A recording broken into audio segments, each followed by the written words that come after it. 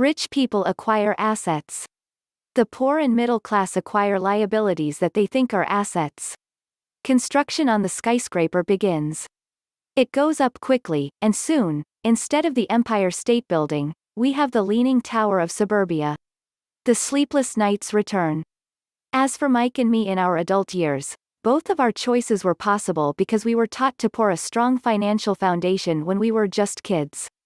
Accounting is possibly the most confusing, boring subject in the world, but if you want to be rich long-term, it could be the most important subject. For Rich Dad, the question was how to take a boring and confusing subject and teach it to kids. The answer he found was to make it simple by teaching it in pictures. My rich dad poured a strong financial foundation for Mike and me. Since we were just kids, he created a simple way to teach us. For years he only drew pictures and used few words. Mike and I understood the simple drawings, the jargon, the movement of money, and then in later years, Rich Dad began adding numbers. Today, Mike has gone on to master much more complex and sophisticated accounting analysis because he had to in order to run his empire. I am not as sophisticated because my empire is smaller, yet we come from the same simple foundation. Over the following pages, I offer to you the same simple line drawings Mike's dad created for us. Though basic, those drawings helped guide two little boys in building great sums of wealth on a solid and deep foundation. Rich people acquire assets.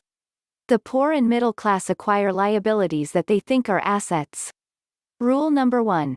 You must know the difference between an asset and a liability, and buy assets. If you want to be rich, this is all you need to know. It is rule number 1. It is the only rule. This may sound absurdly simple, but most people have no idea how profound this rule is. Most people struggle financially because they do not know the difference between an asset and a liability. Rich people acquire assets. The poor and middle class acquire liabilities that they think are assets, said Rich Dad. When Rich Dad explained this to Mike and me, we thought he was kidding. Here we were, nearly teenagers and waiting for the secret to getting rich, and this was his answer. It was so simple that we stopped for a long time to think about it. What is an asset? Asked Mike. Don't worry right now, said Rich Dad. Just let the idea sink in. If you can comprehend the simplicity, your life will have a plan and be financially easy.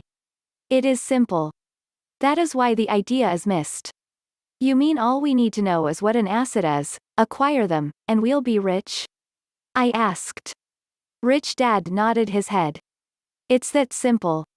If it's that simple, how come everyone is not rich? I asked. Rich Dad smiled. Because people do not know the difference between an asset and a liability. I remember asking, how could adults be so misguided?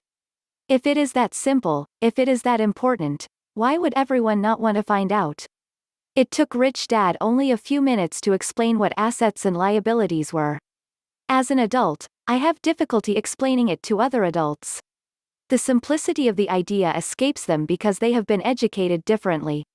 They were taught by other educated professionals, such as bankers, accountants, real estate agents, financial planners, and so forth. The difficulty comes in asking adults to unlearn, or become children again.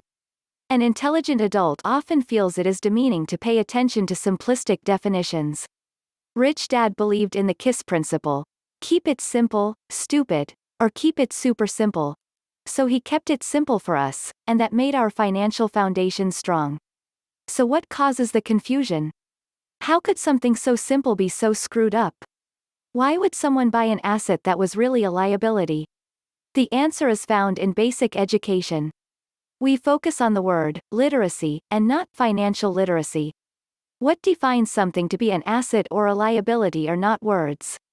In fact, if you really want to be confused, look up the words asset and liability in the dictionary. I know the definition may sound good to a trained accountant, but for the average person, it makes no sense. But we adults are often too proud to admit that something does not make sense. To us young boys, Rich Dad said, what defines an asset are not words, but numbers. And if you can't read the numbers, you can't tell an asset from a hole in the ground. In accounting, Rich Dad would say, it's not the numbers, but what the numbers are telling you. It's just like words. It's not the words, but the story the words are telling you. If you want to be rich, you've got to read and understand numbers.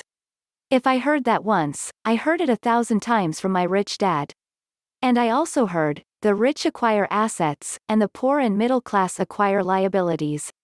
Here is how to tell the difference between an asset and a liability. Most accountants and financial professionals do not agree with the definitions, but these simple drawings were the start of strong financial foundations for two young boys.